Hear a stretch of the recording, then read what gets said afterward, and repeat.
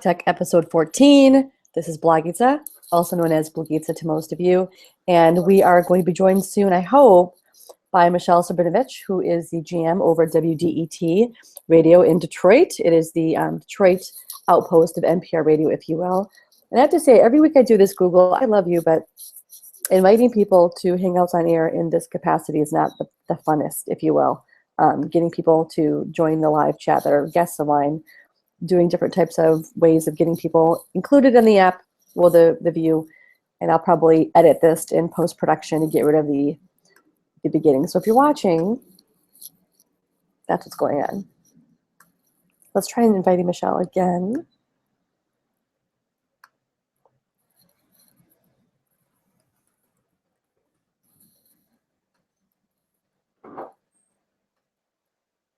Let's try doing a quiet invite.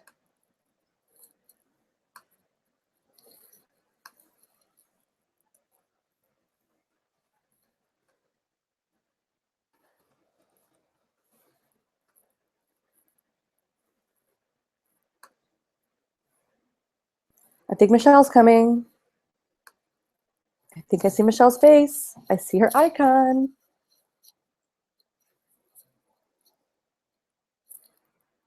Michelle, I see your avatar. Oh, wait. Yes?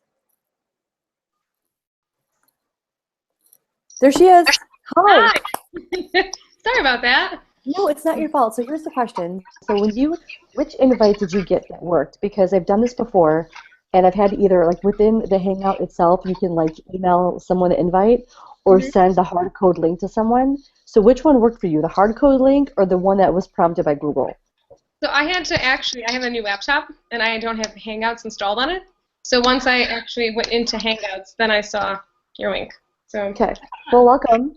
Welcome. And so thank you for being on. Ladies Talk Tech episode, 14. There was a hiatus that I took when moving to Minneapolis, but now it's back up and running until, we get back to Chicago. So I just feel like this explorer of the Midwest. So Michelle and I have known each other a long time. It's kind of funny, actually, how we know each other. We know each other from our family friends back in the day. Like, I actually knew Michelle when she was smaller because we used to play together, and my aunt and Michelle's mom were friends when we were young, right? I have memories of, like, all of us playing together. Everyone just...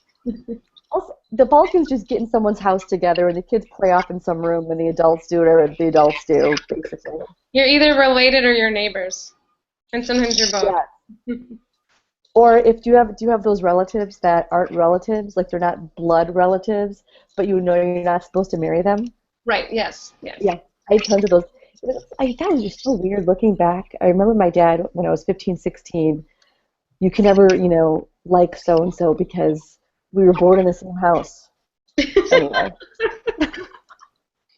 No, me and his father were born in the same house. Dad, we're not related. It doesn't matter. It's the same thing. They were in the wall next to us. So I know it's 9 o'clock Detroit time. And also, more about Michelle. Let me just brag about Michelle. Okay. So I've known Michelle, family friends for years, but then she's now, like, at 28, 29, has become the general manager of WDET, 101.9 FM Detroit, which is the Detroit equivalent of NPR. Yep, Detroit. And I knew Michelle when she was in school and after school, when she was at Campbell Ewald, where I interned a long time ago.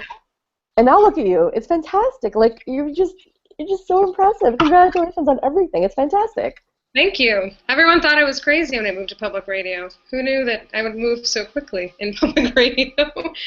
Advertising was fun, but it's been great moving down from Detroit and kind of getting involved in things that were going on from the ground up, and the tech scene as well, because when I got here, there was just a few companies that were doing web development downtown.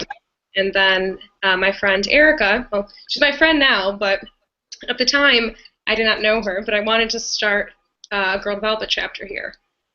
And it was funny because I found out about Girl Development wanting to learn to code. I had purchased books, and I never got motivated to actually open them to learn anything.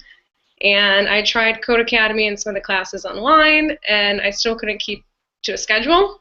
So I said, you know what, I need to actually be in a class. And with my job, I cannot go back to school right now. I can't really afford to take classes that are a few $1,000s. So I started just Googling and came across Girl Develop It, the organization, and saw that they had a handful of chapters around the U.S. And I thought, well, why don't we have one of these in Detroit?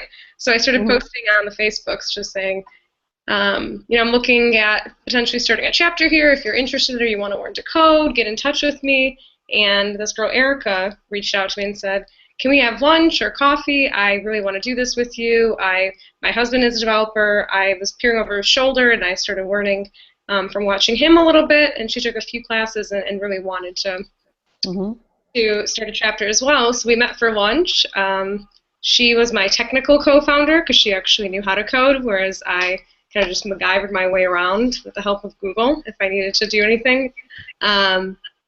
And yeah, we just wrote headquarters and said, hey, we'd like to start a Detroit chapter. There's a lot of excitement happening in Detroit right now. We have some businesses starting downtown. There's a few incubators, and we'd really like the opportunity to build a tech industry that's diverse from the ground up, as opposed to waiting until everything happens and then suddenly talking about why are there no women here. And they said, great. And then all of a sudden we were on their website and we realized, oh, we have a chapter. So it's been exciting. We're 2 years old. Wow. And we have over 1,200 members on Meetup. We've taught, I think, over 300 women to code, just shy of 80 classes or meetups, some of our social events. And it's been great. Our group has kind of rotated. We've had different people step up into leadership positions. I've kind of stepped back because work got a little crazy. But I think that's just really characteristic of Detroit, where if you want something to happen and you have the energy and the time and are willing to put in the work, you can bring something to life that isn't here already. So I'd love to talk about that because, and as you were talking, I was linking out to Facebook and Twitter the link in case people want to know where to find us right now. So it's many people that know me or know of me. My roots are in Detroit, Metro Detroit, born in Detroit proper. My parents had moved. And no, my parents didn't move because of white flight. I always get asked, oh, did your parents move because of the whole white flight thing? Two reasons. One, my parents wanted a bigger house because we were in the apartment above below my grandparents, Baba Ditto.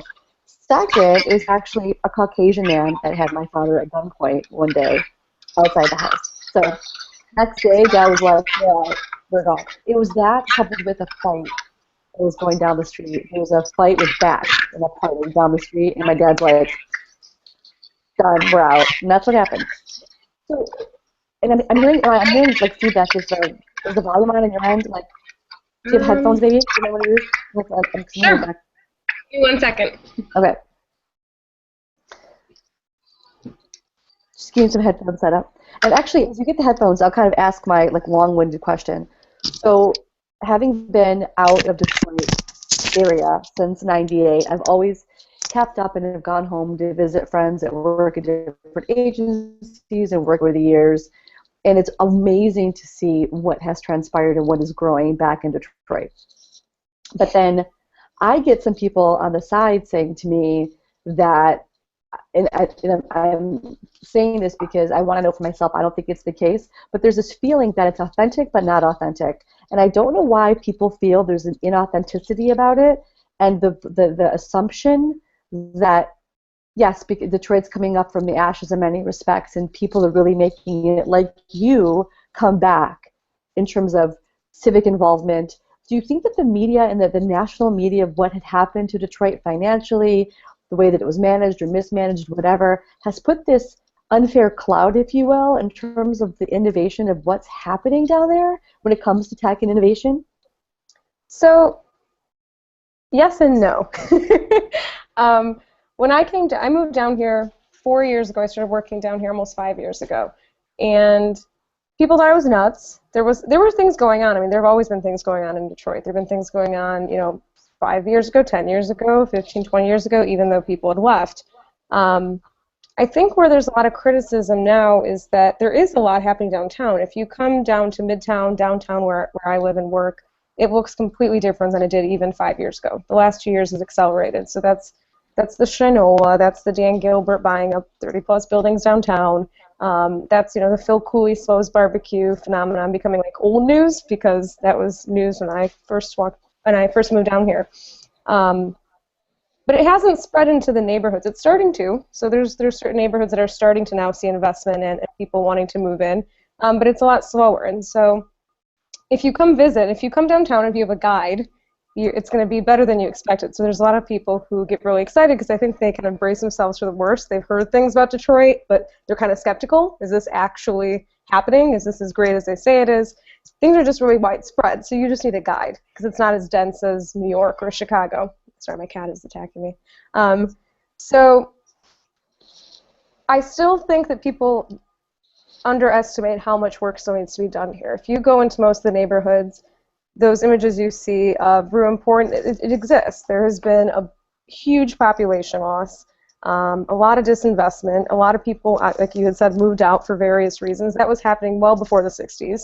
The areas downtown, Brush Park, Indian Village, and people were leaving well before the 60s. Even that's why you can look out further. You see neighborhoods like Palmer Woods, Palmer Park, that are on the far north end of the city. And people had moved into those homes and they left downtown. I mean, it was an industrial town. It wasn't a grand thing to be living downtown when there's pollution. So people love the whole idea of Henry Ford. You got a yard, you've got your car, you can have your distance, you have some separation, you got your house up north. That was the lifestyle. So I think that younger people are moving downtown. I mean, my building, when I moved here, I could buy, and then they went straight to rentals because they were having such a hard time selling condos, and now they're back in the market again, and they're pricing at like $170,000 to $300,000, depending if it's a 1 or 2 bedroom. You can't. It's very hard to even find a place to rent in my neighborhood. So that is happening. Wow. It is mostly younger people. I do think there's a lot more civic engagement. I think Mayor Duggan has done a great job of hiring a talented group of people to his team. He hasn't really had full control with the emergency manager or the bankruptcy, so I'm just kind of watching to see what actually happens once he gets full control. But it's been interesting to see people who actually want to work for city government that are coming from different walks of life that you would never expect to work for the city. He even hired Beth Nyblock as his CIO or CTO. She came from Philly. He brought her here, and she's super passionate about getting women in tech, diversifying the tech industry, open data, improving city services, and she's got her work cut out for her. But I think he's trying to pluck people from that are the best of the best in their field to completely change the way the city functions.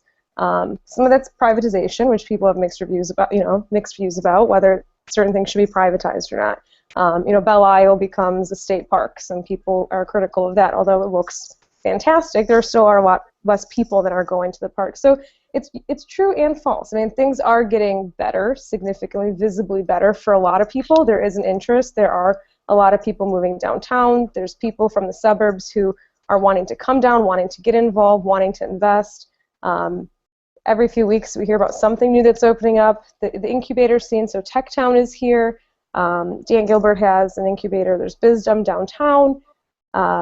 So there are incubators moving in. There's new businesses starting up. There is definitely a more thriving downtown. M1 rail construction has started, so there's the Woodward's all torn up downtown. So there's definitely signs of progress, but the education system is a mess. Schools are still an issue. There's plenty of neighborhoods that still have horrible city services. So we're moving forward, but we're definitely not 100% there yet. But if this is the time, I mean, property's still cheap. There's still a lot of opportunity here if you want to take a risk and invest and get involved. And there's a really tight-knit community. I think that's the thing a lot of people love is you come here and people are excited to have you here, and they'll introduce you to other people, and all of a sudden you have this network, and everyone's very supportive of each other, whether you're opening a small business like a dress shop or you're actually trying to open up a restaurant or even your own tech company. We've had a really, really supportive community. I think that's actually the success that we had with Girl Develop It was we came in and people were so excited to have us here, to have this chapter here, that all of a sudden it just exploded. Like the guys that were in tech already were thrilled to have a group of women coding, and so they started spreading the word, and they invited us to come on this like IT in the D radio show and invited us to be part of their conferences, and it was really a big embrace, which was wonderful to see that even though we were starting something from scratch, the people who were here already were really receptive to having us here and wanted to make sure we were successful. Are there any talk about like Dan Gilbert? Obviously, everyone knows Dan Gilbert. He's the CEO of Quicken Loans. Is he CEO and founder, or just CEO? Yeah, and it's Quicken Loans Bedrock Companies. So it's real estate development and startups and the actual Quicken Loans brand. So he's everywhere, and even those of us that don't live there anymore, like, know of Dan and know that what he's building from that angle. But you mentioned, the Girl Develop It group. Are there any female VCs in Detroit right now that you know of? How is that? Is that popping at all in terms of women investing in companies, or is it still primarily men? Even back in still primarily men. Okay. Yeah, still primarily men. I know Women 2.0 came here to start a group, so they were trying to get more female entrepreneurs. But I don't know of a group that is a female VC group or any prominent female VCs. They might exist. I might not have encountered them. But I think a lot of the investment still is being done by men, including our fellow Macedonians, the Illiches, although there's mixed reviews on their investment as well. So Detroit is a very, how can I put this? We're very vocal. So if you live here, you're very critical of things that people do, whether they've been here for a while and you might not approve of their track record, or they're coming in and changing things. So the only good thing is that there's a lot of land. So even as downtown gets really developed, and you may or may not like what Dan's doing, and it certainly is definitely, it's more active and lively than it was before, but it's not everyone's cup of tea. But the good thing is there's still plenty of land that exists. So it's not like we're on an island like Manhattan, where I know it's going down right now with Midtown Manhattan. It's kind of frightening to me, actually, with how high the rents and the real estate has gone up and how many people it's pushed out. Again, it's funny you said the school system earlier, and Michael and I made a decision. We're going to most likely move back to Chicagoland in the spring, summer. Liliana, many of you know her as Lily. Her real name is Liliana, but it's the way we pronounce it the old school way. But she goes by Lily. She knows to say, "My name is Liliana, but you can call me Lily." Like when I was little, I really had nothing to say except Blagica. Yeah. Train your kids early with different names, people. It really helps. So we're moving back, and you mentioned the school system back in Detroit. So I'm not sure how the testing system goes in Detroit proper with public schools, whereby kids can go into some schools versus others depending on how they test, charter and magnet and gifted schools and all that. So I actually went through the process. I didn't publicly say this yet, but here we go. I went through the process and emailed CPS, Chicago Public Schools, to get a PIN. So in Chicago, all 5-year-olds, Lily turns 5 in December, which will make her kindergarten next year, can take a test. It's a big test. So what you do is you go to the CPS website and you decide which gifted schools or magnet schools you want your kid to go to if they can test in. And then in February, sometime around that time, all 5-year-olds are tested to see if they can get in, and if they can get in, you can get into school, even if it's not in the neighborhood. And so Michael and I thought, let's make it a girls' weekend. I'll just take Lily back to Chicago. We'll hang friends.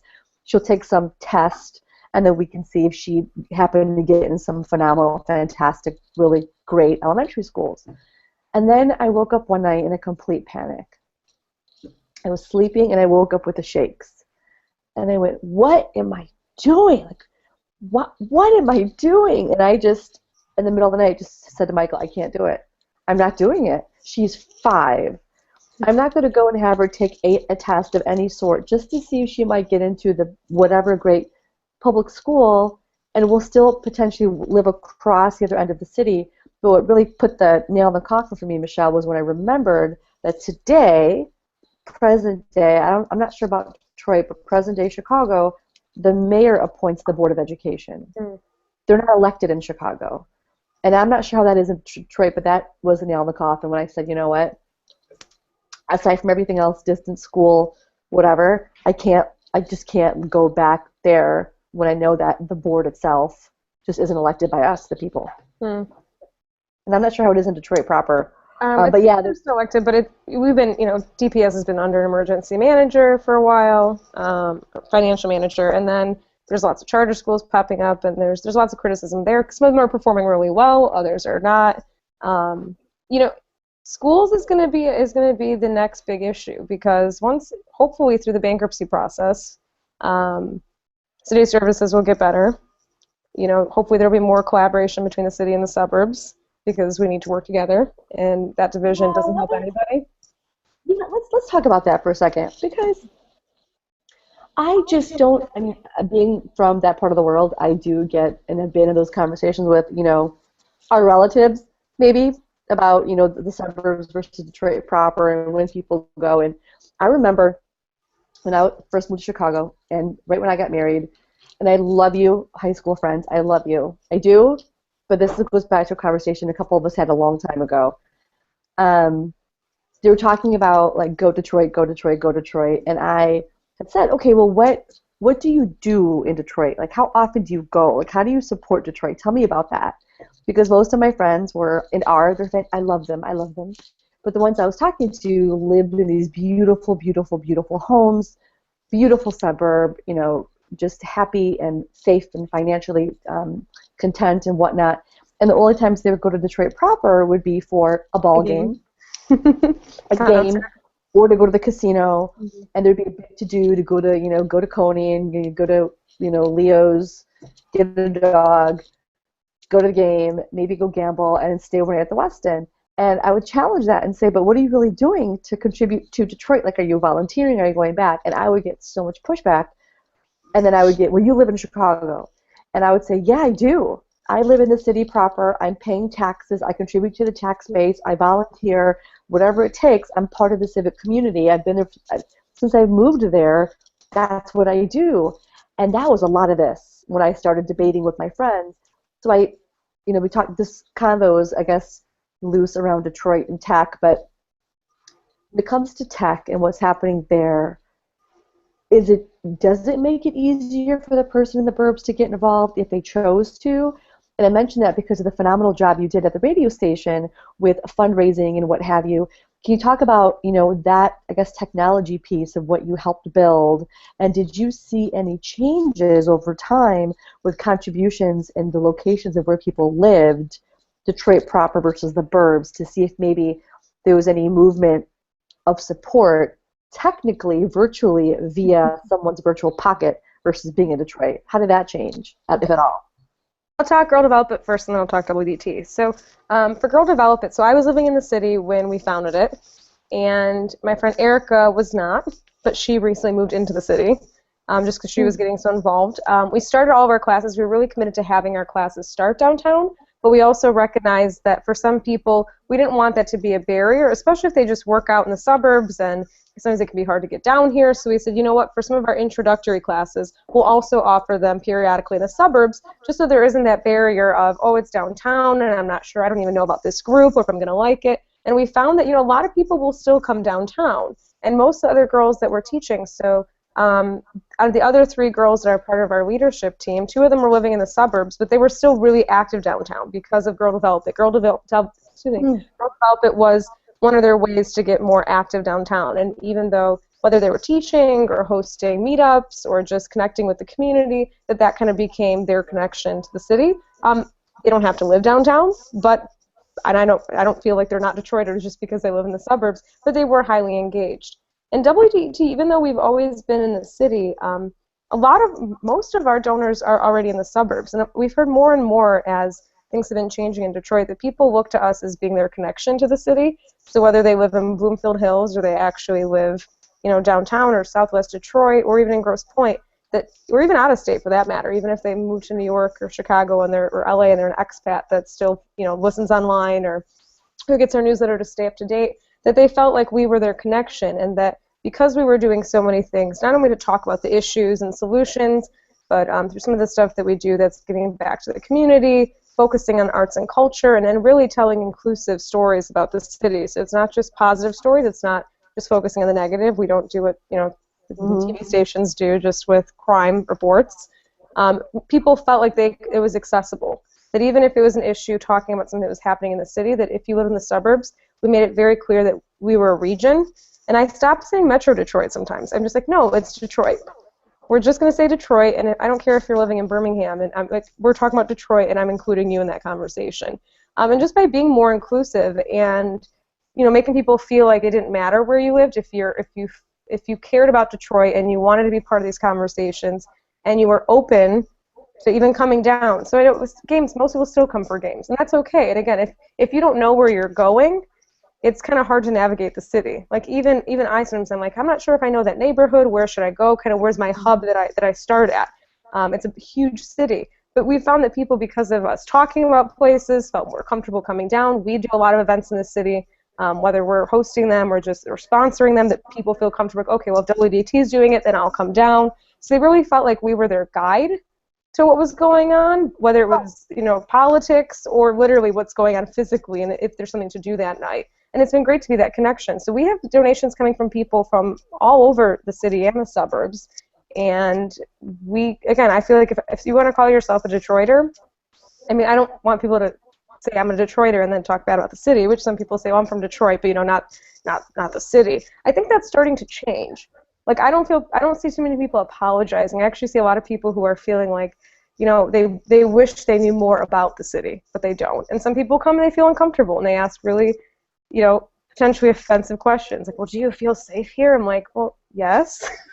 I wouldn't, I don't consider myself, this isn't a social experiment. This is my life. And yes, I feel safe. There's certain times where I wouldn't go walking alone somewhere because, I am conscious of the fact that the city's just not that dense. It's not that populated. But if people want to get involved, if they're curious, I think telling people you don't count is pretty much the worst thing to do, because it's how are you going to get someone to want to invest? How are you going to get someone to want to come down and explore? How are you going to get someone to even, whether they consider moving, which may just not work for their lifestyle. If you have kids, it's probably not the easiest place to live. You're going to have to try even harder to make sure that your kids get into a good school or save up for private school. But I don't want that to make people feel like they can't be part of this, because it didn't get us anywhere when those divisions started. And I feel like there's a lot of people who even feel like, okay, now I can invest. Now I'm interested in actually investing. Maybe I'll move my business down there. There's businesses in Royal Oak that are now wanting to move downtown. And if we said, no, you're not already from Detroit, or we don't want you, then it's not, we're not going to get anywhere. So I feel like, to me, it's always about, even if you're coming down for games, if that starts, as long as you're recognizing that there is something going on down here beyond the games and the casinos. It's funny because I've been in Chicago, from 98 to 2014 before we came back here, then go back. So 16 years. So many of us, and there's tons and tons and tons of expats that live in Chicago, and you know that. But what's weird is when we talk amongst ourselves and talk to Chicagoans, I still say Metro Detroit, but the way that we say it is because of respect. So it's interesting that you say that it's changing, because I was always the one to be like, no, because I have a buddy, actually my first buddy in college, hi John Green, my first buddy in college at Western, it was freshman orientation day, and John Green and I were getting a Little Caesars pizza over by a table, and they were playing Blind Melon, and then they played Salt and Pepper. So at one point, John's African American, John was jamming to Blind Melon, dancing, and then I was dancing to Salt and Pepper, and we met by the pizza station to get pizza, and then he had said, I never saw a white girl like that jam to Salt and Pepper, and then I had said, I never saw a black dude jam like that to Blind Melon. We were like fast friends ever since. So John and I, he went to Cass Tech as well, I believe. Yeah, was it Cass Tech? I think it's Cass Tech. Wait, he went to private school. Was it Cass? When did Cass close? He went to, I think it was Cass. He went to Cass Tech. So we would talk, and he's like, no, he's like, B, I'm from the D. I'm from the D, from the D, from the D. And so my friends from Detroit proper in Chicago, I always respected the fact that they were from Detroit. And so I would always say, I'm from Metro Detroit. In addition to that, my husband being born in Chicago in like Southside by White Sox Park, there's also a stigma in Chicago where when you're out with people and then they say, oh, where are you from? Chicago. The joke is, psh, you're from Naperville. You're from Wheaton. You're not from Chicago. So I was very much on my toes to say I was born in Detroit proper, lived there for just a little time, moved to the burbs. So it's funny that you say that, because there's a lot of us that are afraid to say I'm from Detroit because we're not from like the city center and aren't part of the thread, and we're afraid to identify with it because we don't have that authenticity of living in the borders. So it's interesting that you say that that's changing a bit perception-wise.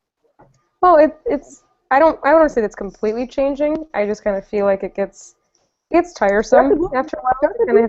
Girl. Well, and it's not that you can't disclose it. It's just like a lot of people will say they're from New York and they actually live in Jersey, or they live in the outskirts. it's not that you can't follow that up with where you actually live, but I don't have an issue with people calling themselves Detroiters. I think as someone who's lived down here, I get it, and I get sensitive too, because I'm like, oh, we don't actually live in the city. But it starts to just become counterproductive. Like if I decided to move out and I live in Royal Oak again, do I now say I don't no longer feel like a Detroiter? Well, no, I'm invested. I was invested, and I do care. You know, as long as you're not saying it in a negative way, you can't. I don't like when people say, "Oh yeah, I'm from Detroit. I'm a Detroiter," and then 2 seconds later, like, just the city. Just that's annoying. But I don't know. I think a lot of us are, it's a a lot tired of us are argument. still waving that flag. Yeah. It's funny. I needed a new watch, and I debated for a long time. I needed a watch. Shinola. And they opened up a Shinola chapter. I just said chapter. They opened up a Shinola location here in Minneapolis, and I needed a watch really bad. But having worked at Motorola and being a nerd, loving gadgetry, I bought the Moto 360. This is my Moto 360 watch. I needed an everyday watch, but like that Shinola is still on my list because it's so beautifully crafted. But I tell you, Michelle, it was so difficult for me because I needed an everyday nice watch, a nice leather band, da da da da. And I struggled, and I said, okay, for now, this funny money budget's going to go to this watch. But those watches are beautiful, not just the watches, but like the bikes and all the other things that they're handcrafting. And I want to talk about like the up-and-coming kind of interesting companies that I'm sure you're well aware of because of what you do at the station. But if we could talk a bit when it goes to tech, I'm curious if you can talk about it, or what exactly you had done when the campaign fundraising efforts went through the roof when you had helped the station with the transition over the years. What do you think are the biggest changes you all have made at WDET when it comes to talking with patrons, talking to listeners? Did you incorporate any other technologies that other NPR stations locally had done? Tell me a bit about how you helped the station with some other ideas and applications to connect more with the listener, and or whether it's emotionally or financially. So I think that when I first got there, we went through a rebranding process, and it was very intentionally connected to the city. So using the city as inspiration for our tone, for everything, the colors, to just everything was inspired by the city, and really owning our Detroitness, because we've been there for over 60 years. We've been in Midtown Detroit. And I think that a lot of it has been through the news coverage and the conversations we had. I was alluding to the whole Detroit versus Metro Detroit piece. And we had a whole series called Crossing the Lines that actually just explore that, of all of these divisions we create, all these lines that we create, whether they're racial or actual geographic lines like 8 Mile, or just ideology, just these divisions that our region has created and why they become counterproductive. So we've done so much to push regionalism while still completely embracing the city. I mean, no one would listen to WDT or encounter WDT and not feel like we're authentically Detroit. But we know that most of our audience and most of our donors don't just live in the city. But we know that because we make them feel included, they're more likely to come down. They're more likely to engage. They're more likely to care. And we've used Detroit proudly. We have also invested a lot in technology and are continuing to do that, so whether it's streaming or mobile apps or the web, because we really want to be an authentic voice for Detroit out to the rest of the world. And as much as we can do that, whether it's showcasing Detroit music and arts and culture, showcasing nonprofits that are making a difference that people can support, talking about the hard issues that are happening here and getting more people involved in the solutions instead of just spinning and just doing what we've always done. Shining a light on the interesting things that are happening and the innovation, but also shining a light on the things that are still unresolved, and politicians need to be held accountable. And I think we really just have made people, whether they live here or not, feel like they understand and have context for understanding the city. And by investing in technology, that's just going to be more and more, it's going to be more and more accessible for people regardless of where they live. We're hoping that, as expats, even if people are in New York, like I said, or if they're in Chicago, that as we continue to invest in technology and in digital news and content, that we can continue to reach expats and make them feel connected to the city.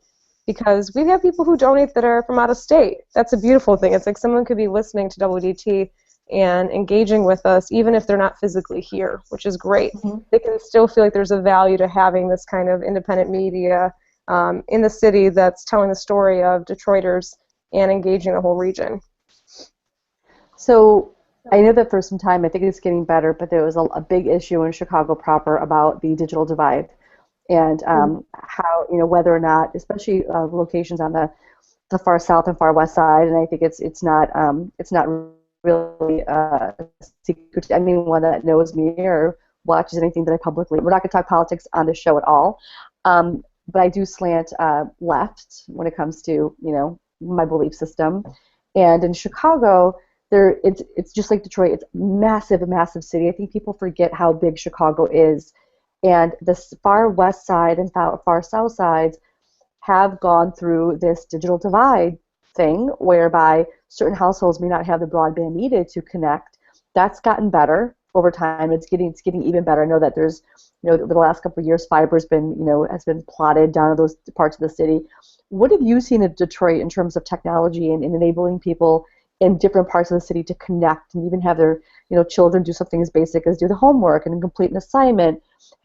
How is that topic, I guess, back home when it comes to connection broadband in the city? So there's still a divide, and I know there was a few people that were working on increasing broadband access. The libraries are a great resource for a lot of people. Actually, a lot of their traffic, I think, is coming in for computers. I want to say that the main branch has more computers than like any other public place in Michigan. So that's, and we, Girl Development, we're teaching classes in the library as well. We were really intentional when we started to make sure that our classes were not only accessible from like a $80 a weekend standpoint, but even offering free or really low-cost classes at places like the library where people can learn, not necessarily going to go build a website, but understand that this is a potential career and that there's resources, and as they're learning basic digital skills, that if this is something that's interesting to them, that this is an opportunity that's open to them as well. Mobile usage, I think, I don't have a statistic, but I feel like mobile usage is still really high. Smartphones, more and more people are still getting smartphones, even if they don't have the laptop with the full-on cable broadband connection. But it still exists, and so we're always conscious. I mean, one, people thankfully as a radio station can still get the radio, so we do speak to people regardless of whether or not they can get internet access, which is great. But we've also looked at how can we go into neighborhoods as well and make sure that we're engaging with people where they're at. And one of the things we're looking at now, we're covering the bankruptcy, obviously, and our next phase in the coverage is going to be around what happens in the first year after bankruptcy. How does it impact people in neighborhoods? Do things improve? Do they only improve in certain neighborhoods? Are making sure that we're holding officials accountable for what they're promising, because the whole thing is premised on it's going to be different, it's going to be better city services, investments back in the city that help residents. So we're even thinking, okay, so if we're going to cover this and if we're going to do stories about people in the neighborhoods and we're going to get information to people, what are all the different ways we can get information out there beyond what we do on our airways, which is assuming people know we exist and that they listen, beyond what we put on our website, which again is assuming people know that we exist and that they have access to the website. But if there's neighborhood groups that are putting together newsletters, or if there are churches that are putting together newsletters or have radio stations, what are all those, or the libraries, what are all these different places that are providing information to their communities, and how do we get the news that we're producing and the stories that we're crafting and information just about, what the actual facts about what's happening and resources, how do we get that information to those different people that are putting together the newsletters and to the churches? Because for us, having a public service mission, it's not just about getting people to tune into us, which is a big thing. We need more audience. That's how we grow. But also finding ways to make sure that the stories that we're telling, the news that we're covering, gets back into the hands of people in the city regardless of whether they choose to listen to us every day or not. So it's been interesting, and that's what we're exploring, or where are all the places that people are getting their information. Radio, again, is very accessible, and we're free service, so that makes me proud that people could tune in any time, and it's for free, and it's quality information, and it's not just a syndicated, automated system that's giving them news or something that's sensational. It's thoughtful, and there's context there, and again, we're trying to do that with digital as well, but recognize that people might not get our content there. How do we make sure that information still reaches people? So the divide still exists. It definitely still exists, but I think it's the digital divide. I think there's also just cultural divides. There's a lot, like I said, of action happening downtown in certain neighborhoods, but there's still areas where people just don't touch each other. There's just different, and that happens in any city. It's not like it's unique to Detroit. But there definitely is a big separation now from what's going on downtown and what's going on in certain other parts of the city. So that's and every neighborhood's not going to get investment as we move forward. It's not, they're not going to all see the same level of investment. and it's going to be interesting to watch what happens when the city supposedly goes back and invests into different neighborhoods. There's a lot of homes that are coming down right now. The blight removal, you're starting to see that where there's a lot of homes that are being torn down. So, you know, I'm optimistic. If I wasn't optimistic, I don't think I would still be here. I am an optimist, but it's going to still take some time. You should be. I mean, I have to say, I've known you forever.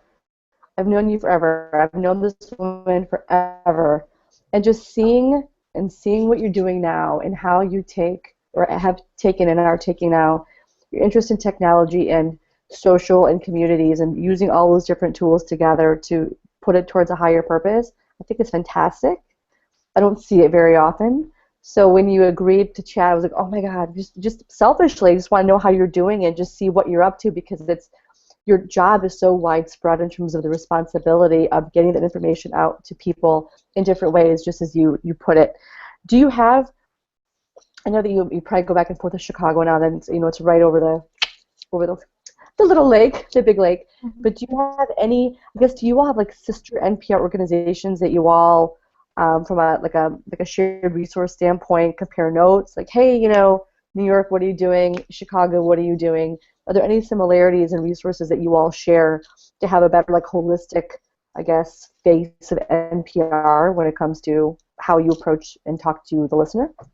So there's a lot of shared resources. NPR actually has a digital services group as well that does not only giving you access to certain platforms if you want to use certain tools that they've created or that they've negotiated a deal on, but also training for reporters and producers, because obviously everyone's jobs are changing these days, and if you're a host or a radio reporter or a radio producer, you're going to have to understand how digital works. It's just part of the job.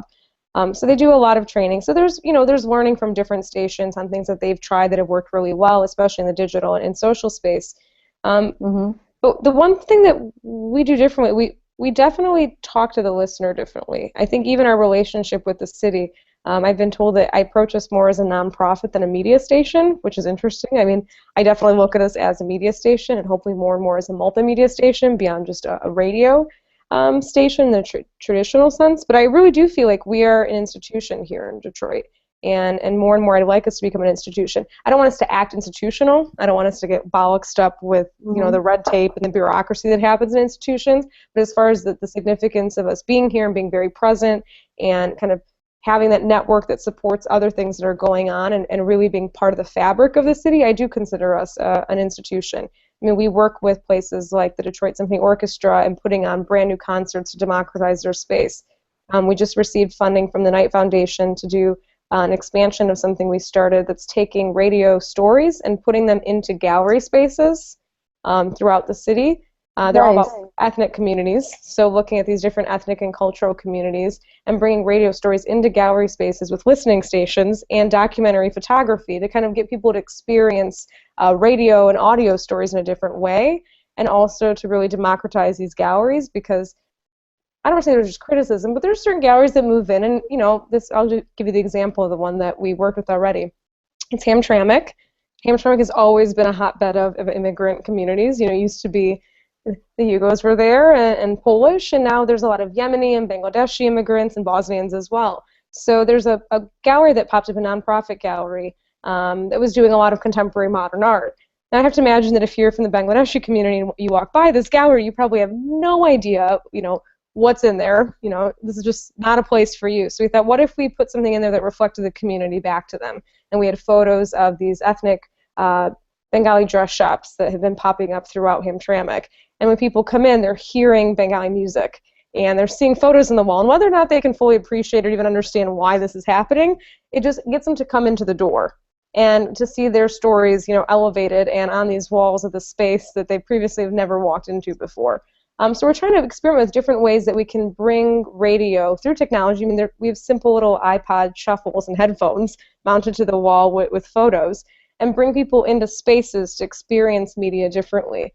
And that's what makes me excited, but that's not something that a radio station would typically do. To act like we're going to do installations around the city is not something that most public radio stations would attempt, but we're hoping we can create a model that other cities can replicate. So, bless you. Sorry, allergies up here. So Horrible. Sorry, allergies are a mess. My allergies have been horrible in Minnesota. I love Minnesota, but woo, sorry. So we try to do Congratulations. that. We try to meet people where they're at. We try to break down the barriers of us being, just the broadcast or even just digital. We try to bring people together. Our tone is really conversational. We want to be really accessible.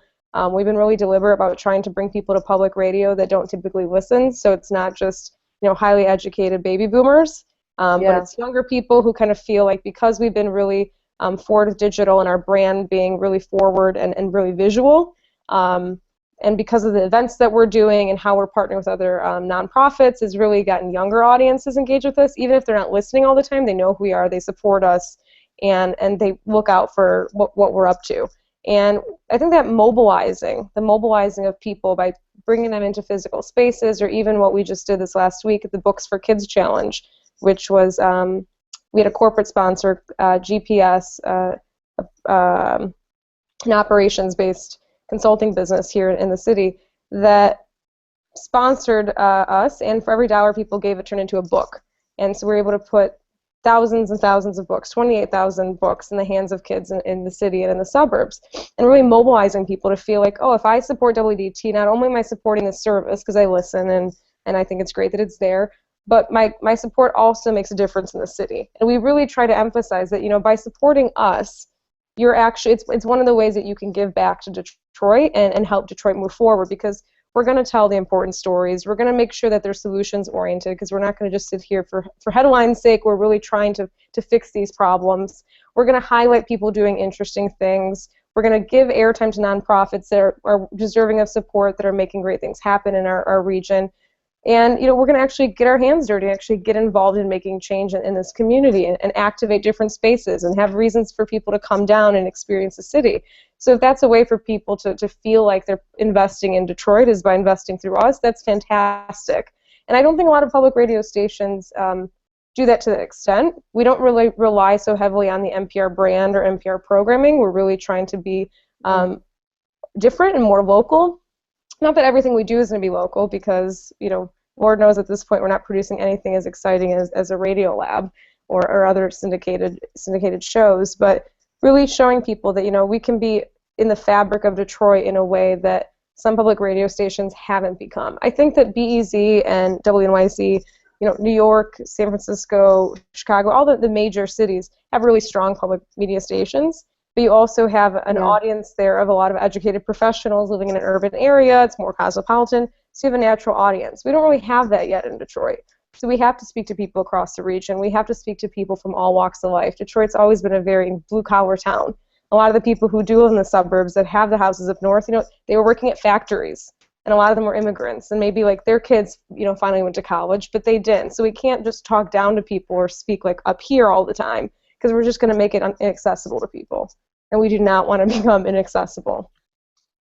But that's a really good, deep insight that you have, and I think that is why, well, two things. One, I do listen to streaming NPR radio for my computer, but I think I need to start incorporating Detroit programming, because it's something that I know is there, and me being someone who is such a lover of technology in general, I often forget how many things are accessible. So anyone that's watched anything I did today, Sunday is typically my bigger cooking day, and there's this, I'm sure many of you have had or heard of something called Musaga. So today I made this big massive Musaga fest, and I was just speeding up to do it because the kids were both napping, and so to keep my cadence going, I took my tablet, my Google Nexus 7 tablet, and propped it up in the kitchen, and I was watching This Week in Google. So it's my weekly This Week in Google kind of viewing of the show. And as you're talking, I'm like, there's other things I should probably incorporate into my own diet, to my own information diet when it comes to other things, whether it's, my daily scanning of Reddit or my Feedlies, or, looking at what the horrible things are being told on 4chan, just so I understand what's happening in this crazy world because of what I do for a living. There's room to, expand to other things in other places, and so you've really excited me, quite frankly, to bring that programming into my life on a daily basis. Not just because you're there and I know you and you're fantastic, because of what Renaissance. I know Renaissance is a big word to use, but it is. To me, again, being that expat, I see Detroit going through a renaissance, and I just say kudos to what y'all are trying to do, because what you mentioned just now, I think is pretty unique. You mentioned that, and yes, having come from that part of the world, I get it, but it's not just being what we would say you go to each other because of our Balkan nationality or parents' nationality. It's I grew up in a town with tons of immigrants. There was Italians, Albanians, Polish, there was, the Balkans, and many of us, our parents worked at, my mom still works at GM. Mom, I cannot wait until you retire, Mom. I can't wait till you retire, Mom, like a year and a half. But we have homes and livelihoods that were largely due to either owning your own business, like Michelle, I know that your parents own your own business, or working for one of the big three. And then you have these amazing homes, amazing, just things to pass along to your kids. But yeah, I don't really see my parents listening to NPR or my parents' friends, but those of us that are kids and children of the parents, we do. And a lot of us are very active and want to give back. So I think it's really a good insight that you can bring to WDET as well, because that's a big, huge part of the, I would say, Detroit suburban population, people that happen to be from immigrant families that have come over for a better way of life. And how do you keep them involved and keep those cultural nuances pure and good for them to experience, so they keep that tradition, but then make them feel part of this larger thread? It's a very unique thing to think about. Chicago, yes, Chicago has, my gosh, we've got so many different cultures across the city, but there's also, like you said, a lot of people that are educated and have these professions and careers to be part of the NPR weave of Chicago. You don't have to try so hard to find you don't, because they're already there. Yeah, but I mean, there are stories. there are stories of like everyday life and the blue collar folk, and I'm a big fan of Mike Royko's writing. He's a Chicago columnist from back in the day. It's there, but it's not as, I love you, Chicago, but there could be some more. And I think you're onto something. I really do think you having that insight is a big deal to make people feel part of a larger thing, even if they don't live there and they perhaps weren't born in the city proper. That's huge. I don't know. That's just my 2 cents. Well, I feel like I'm always one of those like outsider insider people. So like with Girl Develop It, I wasn't a developer. I just wanted to learn, and I knew enough about web development, especially working in advertising. I was around developers a lot. I'd worked on projects from the project manager, account end, so I understood how websites worked. I've always loved computers and always loved technology. My parents being, not sure what was going on, kind of like try to limit my computer access sometimes because they're like, who is she talking to? What is she doing? Why does she keep breaking the computer? I was like, no, I'm making websites. They're like, no, you're done. You're off the computer. They just didn't understand. So they couldn't really support my interest in technology in the way that some people, thankfully now kids, some people, their parents understand, or at least the conversation about how important STEM is happening. When I was a kid, it wasn't fully there. There was the people that were good at math and science right away in classes, and they kind of went into their special programming, and that was kind of it. So when I came in and wanting to learn, it's because I realized, there's other women like me who maybe, don't feel like they're great at math and science, whether it's true or not. They just kind of don't feel like that's my thing. They went to school or professionally they've been doing something other than web development or tech, but they have an interest. Or even if they've been doing a job that's in technology, it might be project management or from a marketing side or media side, not actual development.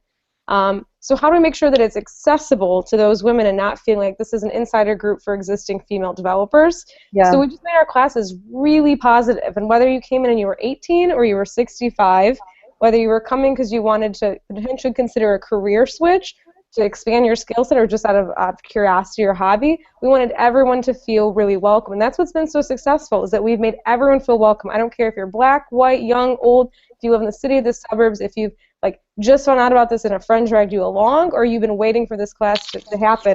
We wanted to be really inclusive, and that kind of environment is what has made our group so successful, because people really feel like they're part of something and that there's no dumb questions. And I want people to feel that way about Detroit, where I don't want people to say, like, well, I don't even want to ask, or I'm going to sound ignorant. I mean, be conscious that there's been people who have been living here, have respect for the people that have been investing. Yeah.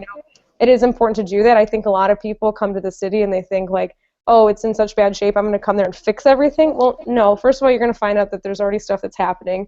Two, you're going to realize that, there's the problems, some of the problems that you think you're going to fix are harder than you might realize. And you're going to get resistance if you come in with an attitude, and you're going to get criticism. And there's a lot of people who've been sitting here and toughing it out with no help, with no love from the city, that have just made a point of of surviving here, and you have to respect that and realize that, you know, like I come from a point of privilege where I can move into the apartment I live in right now, and even with my job, like I do recognize that I've had not even privilege in the sense that my parents were wealthy because they own a bakery, and again, they came from another country, so I didn't grow up with some kind of really spoiled lifestyle. But I had, you know, two parents who really invested in me, and they sent me to school, and they were always there for me. And everyone doesn't have that. Like, that is a privilege. Like, I lived a privileged life because my parents were both super engaged and pretty much sacrificed everything for me. Everyone doesn't have that. So, you know, you recognize that, and you try to put yourself in other people's shoes. And I think, like I said, with WDT, it's been the same thing. It's like just being open and being conversational, and not assuming that, you know, well, people who would want to take a web development class must be like this, or people who listen to public radio must be like this. Like, my dad actually said, "You don't think your parents would listen?" When I mentioned WDT, I didn't even know what WDT was. I was working at Kimball Ewald. I was working on social media, community management, and campaigns, and the job popped up, and all I remember thinking is, what is this? What's WDT? And like, this website is horrible. I don't know who they are. And I started doing some research, and I thought, oh, well, I'm surprised I don't know about this station, because at the time I'd been really trying to find out more information about Detroit. I was really interested in the city. You know, my parents had kind of like told me, do not even like look into the city, like don't go down there, which of course made me even more curious. But I was trying to understand it. I was trying to understand how it got to this point, and why no one ever talked about it, and why it was always just a turn like the blind eye. And you know, how could I be involved and take whatever skills that I had and passion that I had and apply it to something that was going to make a difference. Even if it was a small difference, at least it felt like I was doing something instead of running away. And I don't think that everyone has that passion. Like, most people just want to live their life, and you know, that's okay too. And I don't feel angry at my cousins and my other family members who choose to live in the suburbs and have wonderful lives, like, at all. I just think, you know what, great. Why don't you come down and visit me, and I'll show you around? So instead of just dismissing them, I'm always open to showing people, because I feel like once you invite people in, fundamentally, they're a lot more open. I never thought, my aunts were over today, my dad's sisters. There's 4 of them. They're all in their, like, I don't know, 60s at this point. He's the youngest one. They're 60s and 70s. They all came over today, and I thought, okay, how's this going to go? They're going to come to my apartment. They never come down to the city, like, ever, unless there's some, like, necessity. And you know what? They loved it. We like made Turkish coffee. They looked at the windows. They're like, "Oh, this is great. You know, how pretty." And like, "Oh, you know, you're living in the city." And it was fine. But if I had just like isolated myself and said, "You know what? Well, they don't understand and they're critical. I'm just gonna like not talk to them." Like, what good would that have done? I think it is. You know, if I'm down here, if I can expose people to Detroit and make them understand, then that's gonna help us move forward. And I think that's kind of the key, is being humble, recognizing that you're not the first person to maybe have an idea or to be down here. But if you're coming from the right place and you want to make a difference, this is a great place to do it, because, you know, there's a lot of work to be done still. And if you're being really inclusive in that process, whether it's by making people feel welcome to participate in what you're doing, being open to hearing other people's ideas, really trying to understand the community, you're gonna go a lot further. And then, you know, whether you were here to begin with or not, if you were a native Detroiter, won't matter as much, because people feel like your heart is in it. Well, that's actually a great summation. I know that we're at the 1 hour mark with LTT episode 14. You know, Michelle, I have to say, if anything, I think you are the quintessential example and representative of what the new Detroit is and what it can become. And I'm just blown away by what you've been doing, and you should be. I know that you are, you know, proud of what you've been able to accomplish, but there aren't many people like you, and I just applaud you and your efforts. What you recognized early on in your career at Campbell Ewald, and that it's a great entity, great company, but you saw something that you wanted to try. You saw that, you know, that phrase, they say, fire in your belly to try something different, and you did. And look at what you're doing now. You're really giving back, and I say kudos. And what you've shared tonight about Detroit, the incubators, you know, the up-and-comers, people to look at, has been fantastic. I just want to thank you for being on. You're welcome to come back anytime, and you probably already have enough. I know that you probably know people within the NPR community back in Chicago, but do you know like John Bracken at the Knight Foundation at all? Yeah, Yep. Good buddy of mine. So I'm sure so there's people that, like, over time. It's a very connected community. If you ever need other names or just let me know. And I mean, I guess we can up to now just put like final thoughts. Are there any final thoughts in terms of technology Detroit that you want people to know, or that you think people don't know? I guess we can close out LTT episode 14 on that note, because it's actually 10 o'clock Michelle's time too as well. So we're not going to keep her up tonight. So I think my thought is that, I'm still committed to, as far as technology goes, being building one of the most diverse and inclusive tech industries in the nation, and I think that involves more people coming in and participating. Whether you want to start a tech-based business or you want to come and work in a tech job that exists here, there's plenty. We're always getting people who are reaching out to us saying, hey, we want, especially women. There's a lot of people that reach out to our group that say, we want to hire more women. Do you know of any women that have XYZ skills? And sometimes we don't. So there's a lot of people here, employers, who actually want to hire women, and we don't have enough women that are trained yet to fill the jobs. And even if you are a woman here, you're going to be embraced. I don't feel like it is as much of a boys' club as some of the tech scenes like San Francisco. I do feel like there's still a chance for women to get more established, to get celebrated here, and to have an opportunity to do something. Because if, like I said, Erica and I, neither of us even had a career in web development. She was just learning when we started, and we've been able to make a huge difference here and really get people to think differently about it. Now we just need more women in charge. So, yes, amen, sister. Whether it's Detroit locally or, from a Senate perspective, just in general. Exactly. We could do a whole separate LTT on maternity leave, national maternity leave, lack thereof. That's if you really want to see me get burned up about feminism and women's rights, let's talk about how hard it is and how difficult it is for women to want to get involved in politics because of the scrutiny and personally, people would joke and say, "B, you should run for something." I would love to maybe one day do some civic, formal civic duty, but the idea of raising money and the idea of the scrutiny and just the political ads and the that's why many women don't run for office. I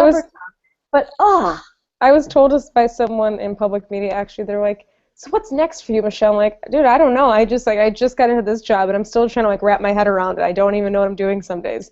I could see you, doing politics. Really? Because in my mind, I'm like, oh my God, I hate the politics of even my current job. I just like to make a difference, make things happen, and I get frustrated when I hit walls and when it's just dealing with all of the political environment. That's definitely a part of our society that needs some disruption. So, public media getting disrupted, cities getting disrupted. I don't know. Maybe one day. Never say never. I didn't listen to public radio, and now I'm running a station, so there's that. I made it a public radio station I'd want to listen to. So I guess, people getting involved right now, like I said, here in Detroit that are working for the city. Working for the city was never something that people, thumbs up. There was a lot of people that felt like it's going to either be frustrating or you're going to be doing it because it's self-serving. There's a lot of news about politicians getting favors, the corruption of city governments, and that's not unique to Detroit by any stretch. Right. And so now to see people who want to be involved because they feel like they're making a real difference and changing things, who knows? Hopefully governments are the next thing that get shaken up. I think I do. I really do. I think there's just this bubble of women wanting, and I know women that, and it was Nancy Pelosi. I think Nancy Pelosi was asked a question by Tim Russert's son. I forget his name. Tim Russert had asked Nancy Pelosi something about her age when there was a big, huge interview opportunity, and she said something back to him like, I was basically raising kids before my career started.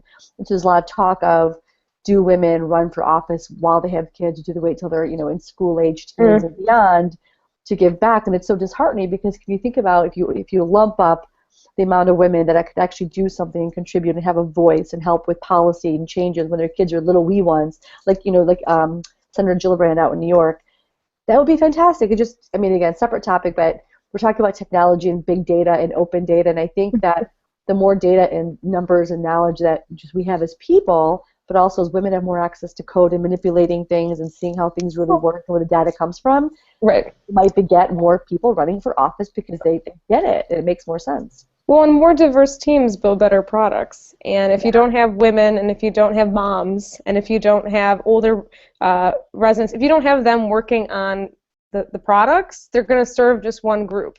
You know, it's like, no offense to most of the development teams, but when you get 5 white guys in a room building an app to solve a social issue, it might not always hit the mark because there's Right. perspectives that are missing. So it's not about diversity for diversity's sake. It's diversity for the sake that the more people that are involved in government, the more people that are involved in technology and in building applications and tools and utilizing data, the better we'll be able to develop tools and products and services that serve the broader population, because you have people joining teams that understand the needs of different communities.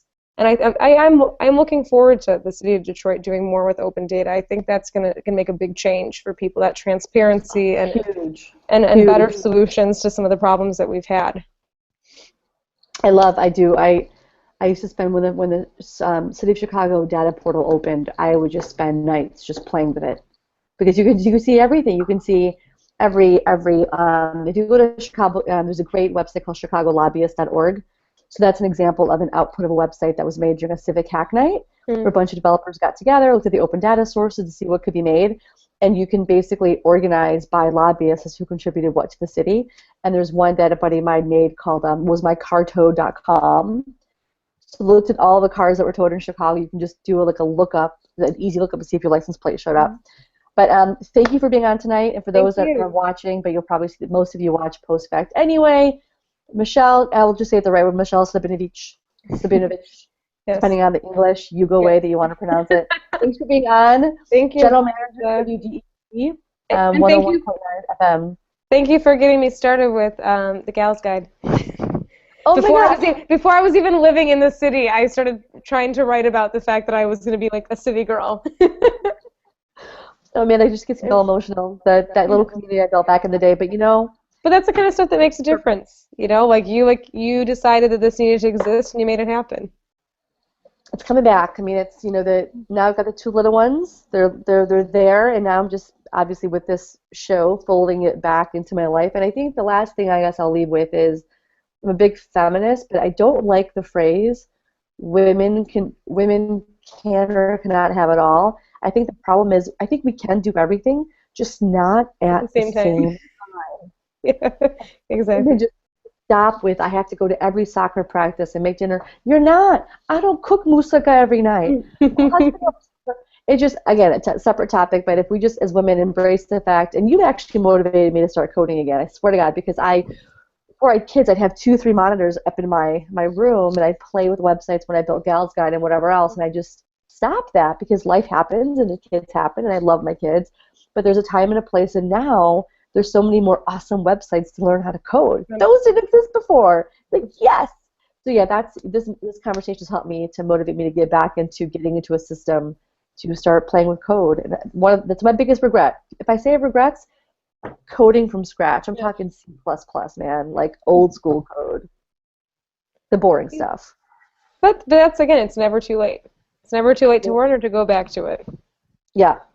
And with that, LTT 14 in the can. Thanks to Michelle back in the D. It is 12 after, so we're going to cut this out. Thanks for watching either now or later, and we'll see you again. Best of luck, Michelle. Thank you so much. Come visit soon. I am. Tthanksgiving. Perfect. We'll be there. Okay, bye.